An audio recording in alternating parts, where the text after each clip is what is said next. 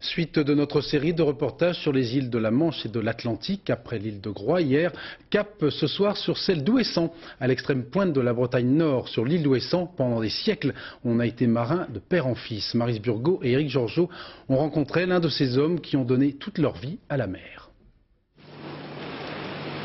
À l'heure où les premiers rayons de soleil percent sur l'île d'Ouessant, Paul Colin est en route pour sa pêche quotidienne. Et il en est ainsi depuis son premier jour de retraite. En principe tous les matins, 2 ou 3 heures tous les matins. Ah oui.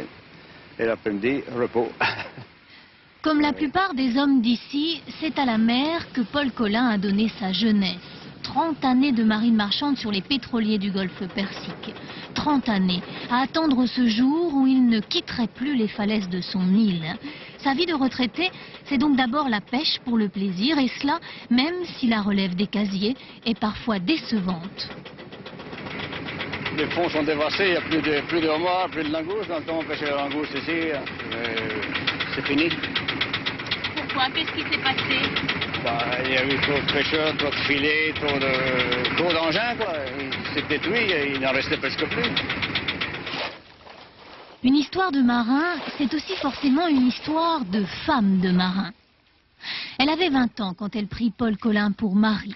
Comme la plupart des femmes d'Ouessant, elle fut le plus souvent seule pour élever ses 4 enfants. Elle aussi apprécie donc aujourd'hui leur retraite paisible.